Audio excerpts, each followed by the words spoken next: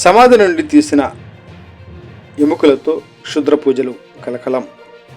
కొమరం భీం ఆసిఫాబాద్ జిల్లా బెజ్జూరు మండలం హేటిగూడలో క్షుద్ర పూజలు నిర్వహించి సమాధిని తవ్విన ఘటన కలకలం రేపుతోంది. స్థానికులు తెలిపిన వివరాల ప్రకారం బెజ్జూరు మండలం హేటిగూడ గ్రామంలో 14 రోజుల క్రితం ఎర్నాగి చిన్నయ్య మృతి చెందారు. కొందరు వ్యక్తులు అర్ధరాత్రి మౌని అమావాస్య సందర్భంగా 14 రోజుల క్రితం చనిపోయిన వ్యక్తిని గ్రామ శివారులో పాతిపెట్టిన సమాధి వద్ద క్షుద్ర పూజలు నిర్వహించి సమాధిని తవ్వి ఎముకలు తీసుకున్నట్లు స్థానికులు గుర్తించారు. గ్రామ సమీపంలో గ్రామస్తులు బయటికి వెళ్లడంతో దుర్వాసన వస్తూ ఉంటే వెళ్లి చూడగా నిమ్మకాయలు, గుమ్మడికాయలు మరియు కోడిగ్రుడ్లు ఉండడంతో పోలీసులకు సమాచారం అందించినట్లు తెలిపారు. సంఘటనా స్థలానికి చేరుకున్న పోలీసులు కేసును నమోదు చేసుకుని 5 అనుమానితులను అదుపులోకి తీసుకుని విచారణ చేపట్టారు.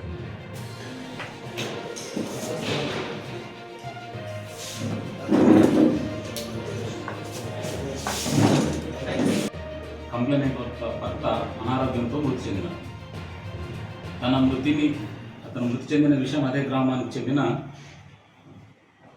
రావుజీ అనే వ్యక్తికి తెలిసింది. ఈ క్రమంలో గత కొన్ని రోజుల నుండి బెజ్జూరు మండలంలో కొందరు వ్యక్తులు గుప్త నిధుల తవ్వకాల కొరకు ప్రయత్నిస్తున్నారు.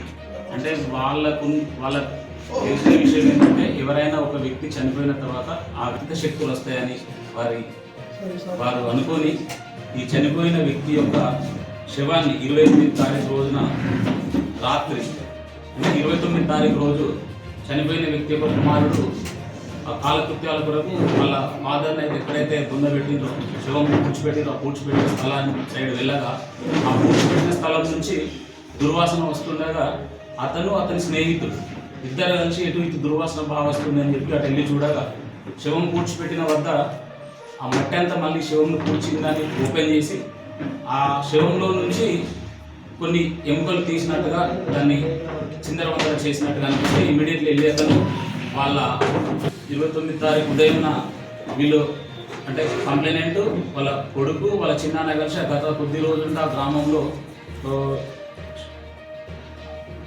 రావుజీ వద్దకు కొందరు వ్యక్తులు కార్లలో వచ్చి తిరిగి వెళ్తున్నారని తెలిసి అనుమానం కొద్దీ అక్కడికి వెళ్ళి అడిగితే అతను ఫస్ట్ నాకేం సంబంధం అని చెప్తారు. కానీ అతని ఇంట్లో ఇంకో కొంతమంది 4 వ్యక్తులు ఉండడం గమనించి వీళ్ళు గట్టిగా అడిగేసరికి ఆ 5 కలిసి ఈ పోయిన 3 వ్యక్తులను అవును మేమే తీసినాం, ఆ చనిపోయిన శవం నుంచి ఎముకలు తీస్తే మాకు అర్థశక్తులు వస్తాయి, మాకు మంచి పూజలు చేస్తే మాకు గుప్త నిధులు కూడా దొరుకుతాయని వారిని బెదిరించి వారిని కొట్టే ప్రయత్నం కూడా చేసి వాళ్ళను అటాక్ చేశారు. అప్పుడు వీళ్ళు మీ సంగతి ఇక్కడ కాదు కదా, మీ గ్రామంలో ఉన్న వాళ్ళని తెలుపుతామని ఊళ్ళ నుంచి వాళ్ళ ఇంటి దగ్గర వచ్చి పెద్దలను తీసుకెళ్ళేసరికి వాళ్ళు పారిపోయారు.